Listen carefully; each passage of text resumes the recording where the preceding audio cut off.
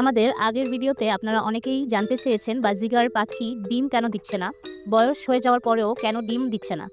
আসলে ডিম না দেওয়ার কিছু স্বাভাবিক কারণ রয়েছে। প্রথমত, ফিমেল পাখি যদি ম্যাচিউরড না হয় তাহলে সে ডিম দিবে না। একটি ফিমেল বাজিগার সাধারণত 6 থেকে 8 মাস বয়সে প্রজননের জন্য প্রস্তুত হয়। দ্বিতীয়ত, পুরুষ ও স্ত্রী পাখির মধ্যে যদি ঠিকমতো ম্যাটিং না হয় বা তাদের মধ্যে মানসিক সংযোগ তৈরি না হয় তাহলে ডিম আসার সম্ভাবনা কমে যায়। তৃতীয়ত, অনেক সময় পাখির শরীরে প্রয়োজনীয় পুষ্টির ঘাটতি থাকে, বিশেষ করে ক্যালসিয়াম, ভিটামিন ডি ও ই। এর ফলে ডিম তৈরি হয় না।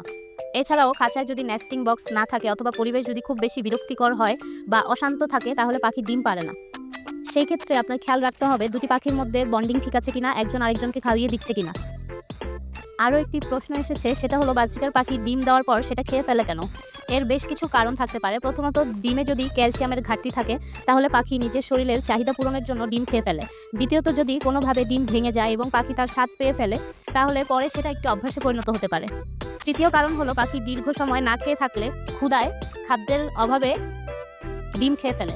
এই সমস্যা এড়াতে সবসময় পাখিকে ক্যাটল বোন বা ক্যালসিয়াম সাপ্লিমেন্ট দিতে হবে। খাঁচার পরিবেশ যেন শান্ত থাকে, অতিরিক্ত রোদ, শব্দ, মানুষের চলাফেরা যেন কম হয় সেটাও নিশ্চিত করতে হবে। আরও একটি গুরুত্বপূর্ণ প্রশ্ন ছিল, জোড়া দেওয়ার সময় কি খেয়াল রাখতে হবে। উভয় পাখির বয়স যেন 7 থেকে 8 মাসের বেশি হয়। দ্বিতীয়ত, সম্ভব হলে একই জাতের বাজিকার, লোকালের সাথে লোকাল বাজিকার আর ইংলিশের সাথে ইংলিশ বাজিকার জোড়া দেওয়া ভালো। জোড়া দেওয়ার আগে পাখিগুলোকে কিছুদিন আলাদা খাঁচায় পাশাপাশি রেখে তাদের মানসিকভাবে প্রস্তুত করতে হবে। এতে তারা একে অপরকে চিনে নেয় এবং বন্ডিং তৈরি হয়। এরপর একই খাঁচায় ছেড়ে দিলে তাদের ম্যাটিং ও ডিম পাড়ার সম্ভাবনা বেড়ে যায়। খাঁচায় নেস্টিং বক্স, ক্যাটল বোন এবং ব্রিডিং উপযোগী খাবার প্রস্তুত রাখতে হবে। শেষ একটি প্রশ্ন ছিল, ম্যাচিউরড হওয়ার পরেও বাজিগার পাখি ডিম দেয় না কেন। এর পিছনে থাকতে পারে কোনো হরমোনজনিত সমস্যা, অতিরিক্ত মোটা বা দুর্বল শরীর অথবা খাঁচার পরিবেশে স্ট্রেস। এই অবস্থায় পাখিকে পর্যাপ্ত বিশ্রাম, সুষম খাদ্য ও শান্তিপূর্ণ পরিবেশে রাখতে হবে।